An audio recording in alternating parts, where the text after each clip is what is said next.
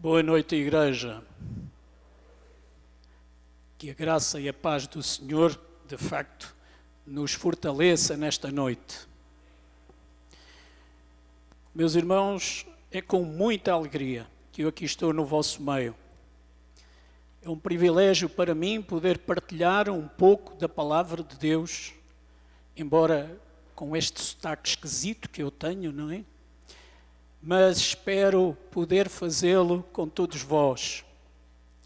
Agradeço muito o convite que me foi feito pelo pastor Edinaldo para hoje poder partilhar um pouco da palavra do Senhor e assim continuar a edificar a sua igreja. Trago-vos as saudações dos vossos irmãos em Alcobaça, no centro de Portugal. E trago também uma pergunta para fazer à igreja. Qual dos irmãos é que ainda não foi a Portugal? Pode levantar o braço. Irmãos, são todos bem-vindos à igreja de Alcobaça. No dia em que quiserem e puderem, temos muito prazer em vos receber a todos. E vejo que são muitos. Por isso tenho muita esperança em ver muitos dos meus irmãos lá. Portugal é um país pequenino. Os irmãos rapidamente vão de norte a sul, de leste a oeste, comparado convosco. Mas é um país muito interessante. Tem um bocadinho de cada coisa. Tem um bocadinho de praia, tem um bocadinho de campo, tem um bocadinho de montanha, tem um bocadinho de neve. Tem tanta coisa. E tem, sobretudo, uma gastronomia muito boa. Não é verdade, pastor? Então, todos os meus irmãos são convidados a conhecerem um bocadinho de Portugal. Tenho que vos dar uma informação. Nunca percorri tantos quilómetros para ver um ser tão pequenino. Os irmãos sabem, chama-se Estevão. Ele nasceu no dia 13, meu netinho, e nós fizemos 9.000 quilómetros para estar aqui com ele e também convosco, certamente. E por isso nós pedimos à igreja que desde já orem pelo Estevão. E meus irmãos, tenho uma orientação que me foi dada por 3 pessoas. É que eu devo falar devagar para os irmãos me poderem entender. A primeira foi a minha mulher. A segunda foi a minha filha. E o terceiro foi o meu genro. Só faltou mesmo o Estevão dizer: avô, fala devagar. Espero que os irmãos me entendam esta noite. Eu queria partilhar convosco o texto que nós encontramos em Lucas, capítulo 12, para lermos do verso 13 até ao verso 20. Lucas, capítulo 12, do verso 13 até ao verso 20. E o texto está a ser projetado, eu vou ler a versão que está a ser projetada para que todos possamos acompanhar. Nesse ponto, um homem que estava no meio da multidão lhe falou: Mestre, ordena a meu irmão que reparta comigo a herança. Mas Jesus lhe respondeu: Homem, quem me constituiu juiz ou partidor entre vós? Então lhes recomendou: tende cuidado e guardai-vos de toda e qualquer avareza, porque a vida de um homem não consiste na abundância dos bens que ele possui. E lhes proferiu ainda uma parábola, dizendo: o campo de um homem rico produziu com abundância. E arrazoava consigo mesmo, dizendo: que farei, pois não tenho onde recolher os meus frutos? E disse: farei isto, destruirei os meus celeiros, reconstruí-los-ei maiores, e aí recolherei todo o meu produto e todos os meus bens. Então direi à minha alma: tens em depósito muitos bens para muitos anos, descansa, come, bebe e regala-te. Mas Deus lhe disse: louco, esta noite te pedirão a tua alma, e o que tens que tens preparado para quem será? Meus irmãos, é um ensino do próprio Senhor Jesus. Um homem chega-se ao pé dele e vejam bem a coragem que ele teve. Deu uma ordem ao Senhor. Diz ao meu irmão que reparta os bens comigo. Ousadia. Mas talvez tenha ouvido uma resposta que ele não contava. Jesus diz-lhe, porventura sou eu juiz dentro da vossa família? Não era, com certeza. E o Senhor vai de facto pegar nisto e vai contar uma parábola que é muito importante nós percebermos a sua essência e principalmente aquilo que ela tem no verso 20 e nos transmite esta noite. Antes de pegar nela, eu queria dizer-vos, meus queridos irmãos, que eu vejo muitas vezes os vossos cultos e tenho visto muitas vezes testemunhos de irmãos que fazem trabalho missionário. Mas quero-vos dizer que esta noite, estando presente, ouvindo os testemunhos destes irmãos, eu acho que a igreja já recebeu uma mensagem. E a mensagem é esta. Deus continua a desafiar-nos para sermos seus missionários onde quer que seja. O trabalho está disponível para ser feito onde quer que seja. Nós todos temos a responsabilidade de proclamar Jesus onde quer que seja. E a pergunta que nós precisamos de fazer a nós próprios é: tenho eu aproveitado todas as oportunidades para partilhar Jesus? Naquelas oportunidades que vêm até mim, que o Senhor põe à minha disposição, nas pessoas com quem eu contacto?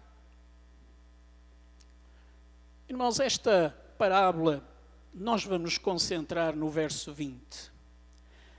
Mas Deus lhe disse: insensato, esta noite te pedirão a tua vida, e o que tens preparado, para quem será? E esta expressão que Jesus usa na parábola fez-me pensar: o que tens preparado, mas preparado o quê?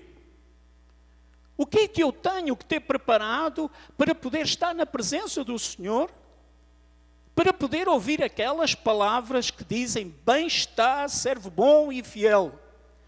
No pouco foste fiel, no muito te colocarei. Entra no gozo do teu Senhor.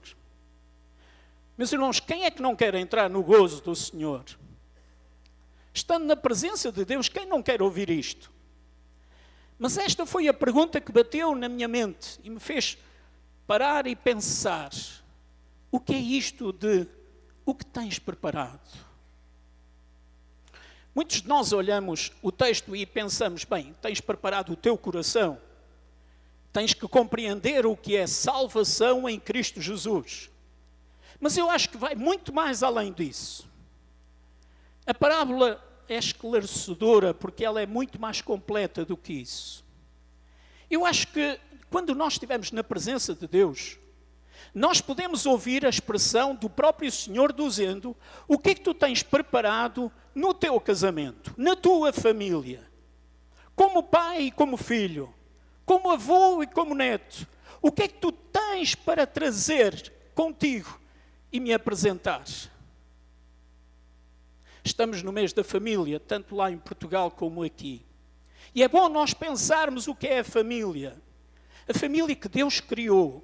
A família que está a ser tão atacada.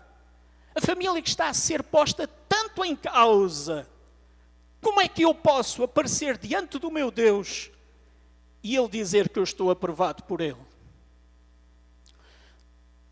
Não sei, não tenho dados aqui do Brasil, mas, meus irmãos, o tema divórcio em Portugal é devastador. Muitas famílias se divorciam. Muitas crianças sofrem exatamente com esta separação. A necessidade de atacar a família é de tal ordem que nós somos confrontados constantemente com a ideologia de género, com a família monoparental, ou, como os irmãos também muito bem sabem, as famílias homossexuais, a que chamam famílias. Meus irmãos, nós precisamos, como igreja e como crentes, perceber que temos que defender aquilo que o Senhor nos deu, o nosso casamento. Aquilo que é a relação entre um homem e uma mulher. Aquilo que o Senhor criou com tanto amor, desde o primeiro momento. E é por isso que o casamento é tão atacado, que as famílias são tão atacadas e tantos divórcios nós vemos, tanta dor e tanta tristeza. Mas também qual é a relação que nós, pais, temos com filhos? O que é que de facto nós temos de relação com os nossos filhos? Deixem-me contar-vos uma história.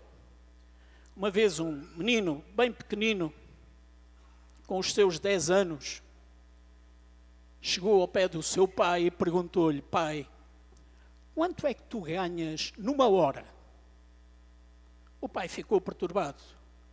Uma criança com 10 anos chega ao pé dele e pergunta-lhe: quanto é que eu ganho numa hora? Eu vou transformar para reais. Lá na Europa falamos em euros, não é? Oh, filho, eu ganho 60 reais numa hora. E o filho diz-lhe: pai, tu podes me emprestar 30 reais? O pai ficou super zangado. Disse: já chega. Já estás a abusar. Pergunta-me quanto é que eu ganho na hora e agora queres que eu te empreste 30 reais? Porquê? Vais para o teu quarto de castigo e ficas lá até eu te chamar. Mas aquilo trabalhou na mente do pai. E ele passou o dia meditando: porque é que o meu filho me perguntou quanto é que eu ganho numa hora e porque é que ele quer que eu lhe empreste 30 reais?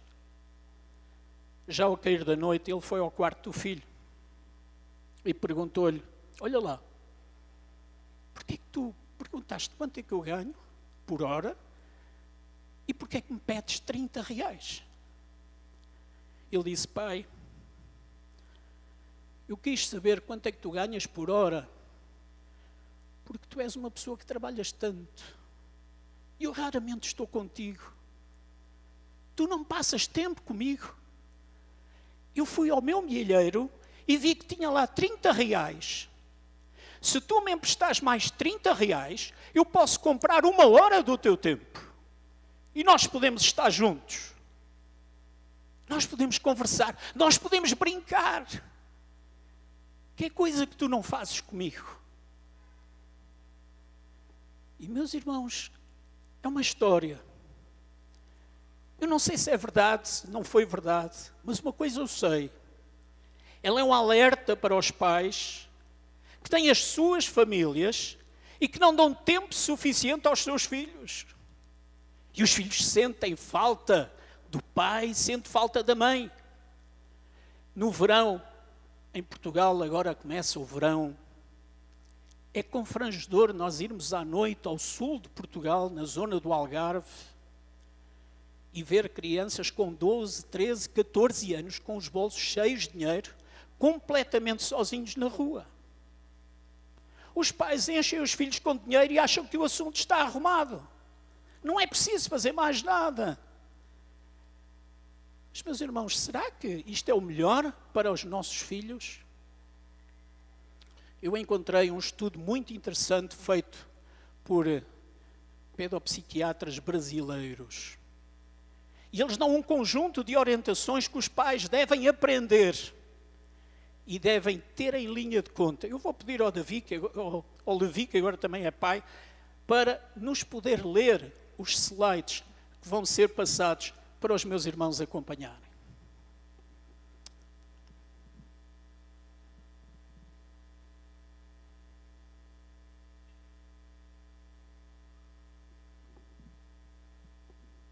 Já estão colocando ali, só um momentinho. O pedido de uma criança aos seus pais. Não tenham medo de serem firmes comigo. Eu prefiro assim. Isso faz com que eu me sinta mais seguro. Não deixem que eu adquira maus hábitos. Dependo de vocês para saber o que é certo ou errado. Falem comigo com educação e aprenderei como devo proceder dentro e fora de casa. Leiam, cantem e sorriam para mim, e aprenderei a ser feliz. Fiquem atentos aos meus estudos, mas não façam minhas tarefas, senão ficarei preguiçoso e nada produzirei. Não me corrijam com raiva, nem na presença de estranhos. Aprenderei muito mais se me falarem com calma e em particular. Sempre me falem a verdade e sejam honestos em seus sentimentos. Assim, aprenderei a ser uma boa pessoa quando crescer. Não me protejam das consequências dos meus erros. Às vezes, preciso aprender pelo caminho mais duro.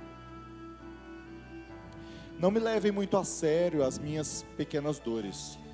Necessito delas para poder amadurecer. Não me estraguem. Sei que não devo ter tudo o que peço. Só estou experimentando vocês. Me satisfaço com coisas simples. Não precisam gritar comigo para que eu ouça vocês. O grito separa os nossos corações. Não sejam irritantes ao me corrigirem. Se assim o fizerem, eu poderei fazer o contrário do que me pedem. Não me façam promessas que não poderão cumprir depois. Lembre-se sempre que isso me deixa profundamente desapontado. Não ponham à prova a minha honestidade. Sou facilmente levado a dizer mentiras. Só me apresentem a Deus se vocês conviverem com Ele. Senão, isso me tornará incrédulo. Não desconversem quando faço perguntas, senão serei levado a procurar respostas na rua, todas as vezes que não as obtiver em casa. Não se mostrem para mim como pessoas infalíveis. Ficarei extremamente chocado quando descobrir um erro em vocês. Não digam simplesmente que meus receios e medos são bobos ou não existem. Ajudem-me a compreendê-los e vencê-los. Não digam que não conseguem me controlar.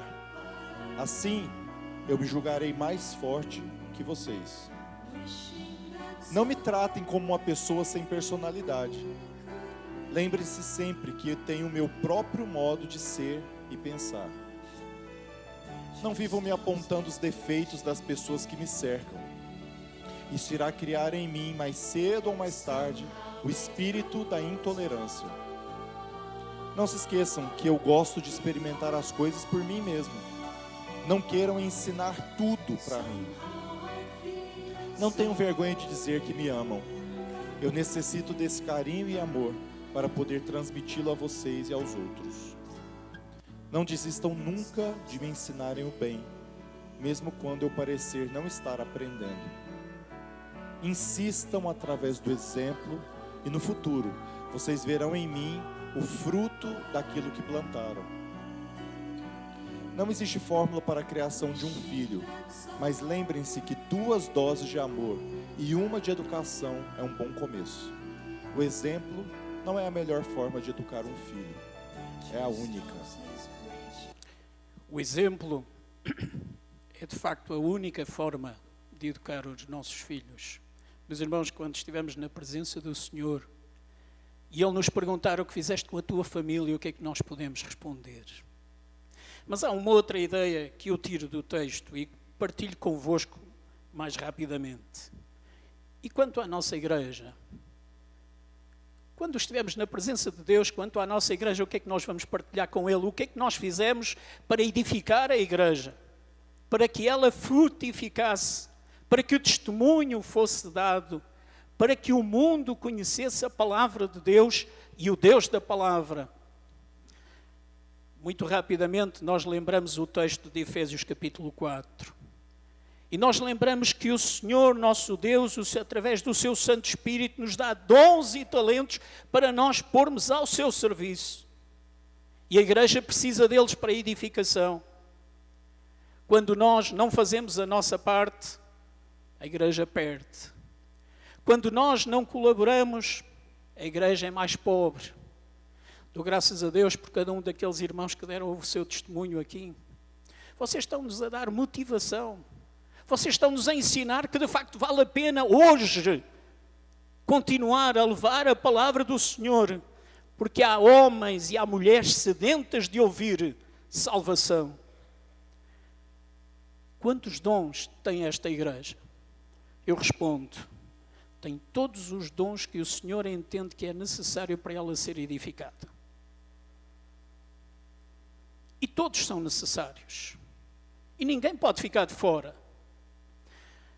Todos nós conhecemos a história da igreja de Corinto. A igreja de Corinto é uma igreja problemática porque às tantas as pessoas entendiam que o meu dom é mais importante que o teu. E Paulo vai ter o cuidado de dizer que a igreja é como um corpo. E ela tem que trabalhar como um corpo. E dá exatamente o exemplo que nenhuma parte do corpo pode dizer eu não sou necessário. Ou dizer a outra parte tu és dispensável.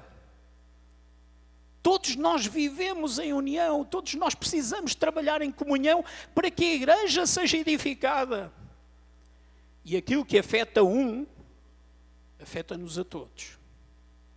Vou-vos contar uma outra história. Esta é uma parábola. É uma parábola com animais. Nós costumamos dizer que é uma fábula. Numa quinta, os donos resolveram colocar uma ratoeira. É assim que dizem? Para apanhar rato? Ratoeira. O rato viu que estava ali uma ratoeira, começou a correr e foi ter com a galinha. E disse à galinha, olha, a quinta agora tem aqui uma ratoeira. A galinha disse, o que é que eu tenho a ver com isso? A ratoeira é para apanhar ratos, não é para apanhar galinhas. O rato continuou a correr e encontrou-se com o porco. E disse ao porco, olha, agora a quinta tem aqui uma ratoeira. E o porco disse, problema teu. A ratoeira não é para apanhar porcos. E o rato continuou a correr e foi ter com a vaca. E disse à vaca, olha, agora na quinta temos uma ratoeira. E a vaca disse, até lhe dou um chute se for preciso. Não é? Um chute. Ninguém quis ouvir a voz do rato. Numa noite, a ratoeira disparou. E o que é que aconteceu? A dona da quinta levantou-se às escuras para ir ver o que é que se passava com a ratoeira. Quando estava a chegar próximo, ela foi mordida porque uma cobra venenosa tinha sido apanhada na ratoeira. Obviamente, a cobra envenenou a dona da quinta e ela ficou doente. Eu não sei aqui no Brasil, mas lá em Portugal, um bom remédio para todas as doenças é fazermos uma canja de galinha. O dono da quinta não fez mais nada. Matou a galinha para fazer uma canja, para servir a senhora que estava doente. Passados uns dias, a senhora continuava a piorar e vieram familiares de longe para ver a senhora que estava doente. E claro, o dono da quinta sentiu-se na obrigação de dar de comer aos familiares. E o que é que ele fez? Isso, matou o porco. Porque era preciso alimentar os familiares. Mas a senhora faleceu.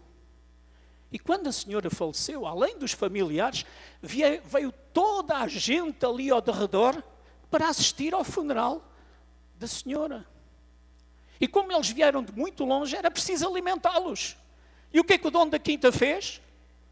Isso, matou a vaca.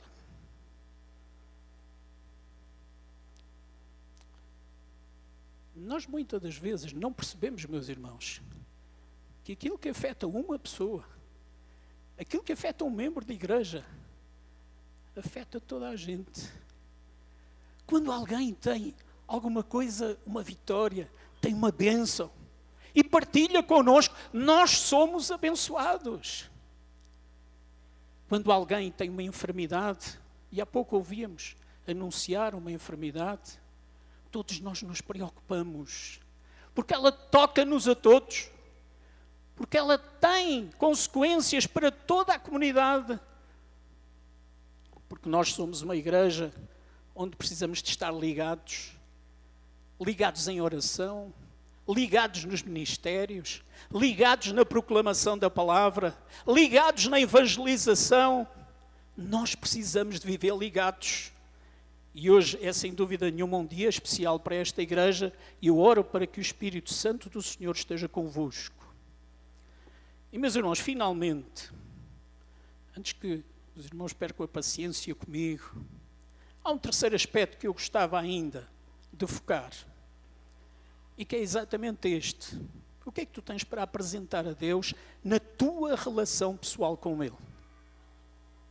O que é Deus para ti, no teu dia-a-dia? Não é ao domingo à noite, ou ao domingo de manhã. É no teu dia-a-dia. Qual é a tua relação com Deus?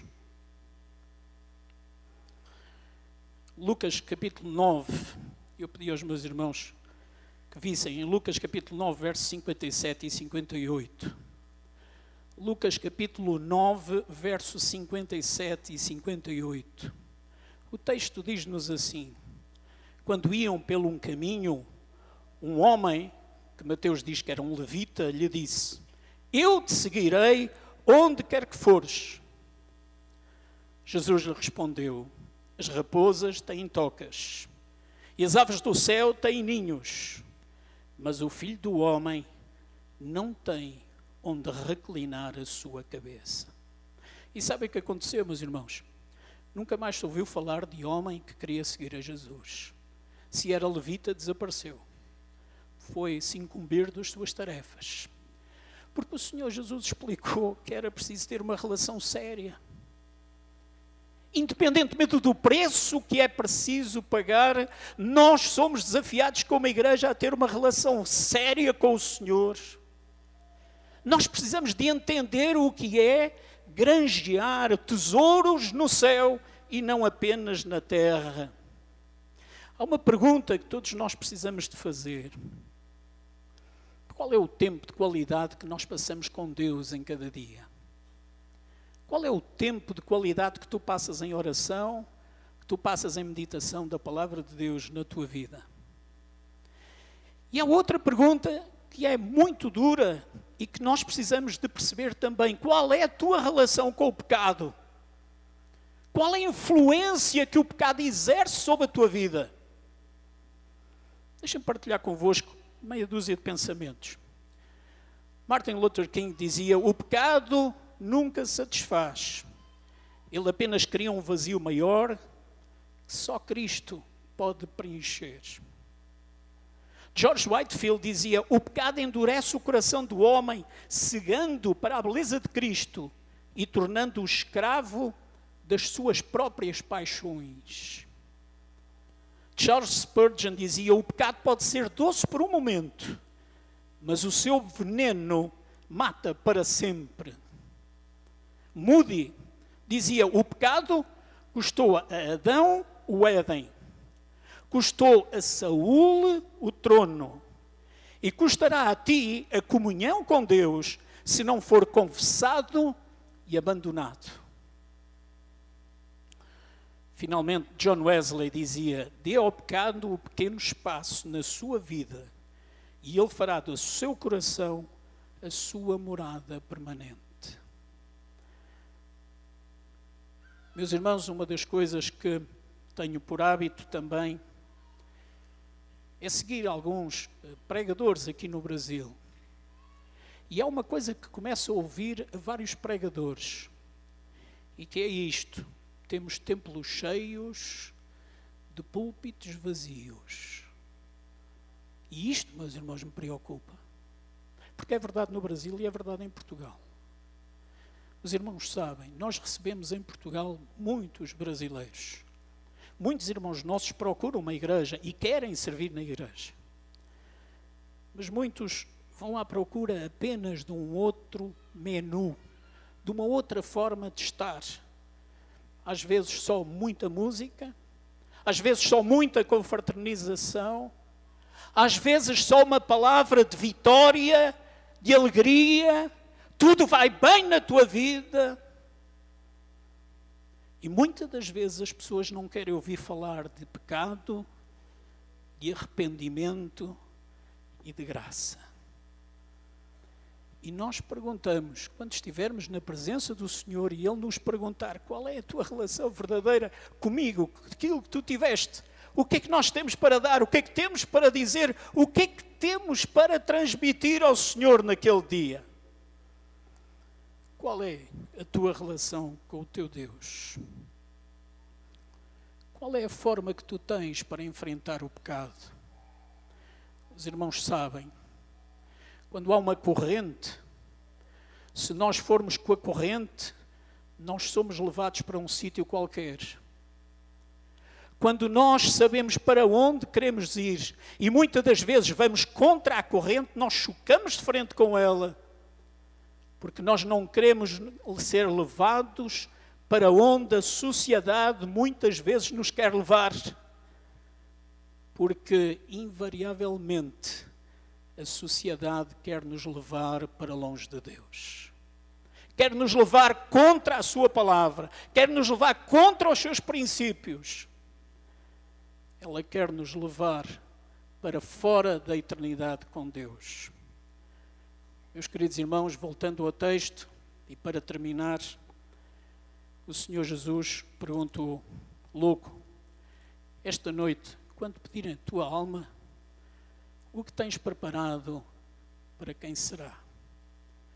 Meus queridos irmãos, prover a Deus que todos quantos aqui estamos tenhamos preparado respostas boas, ações boas, ministérios cheios, o coração em paz, porque o Senhor nosso Deus é o nosso Deus, é o único Senhor que nós adoramos e que servimos. O Senhor nosso Deus é aquele que reina no nosso coração. Amém?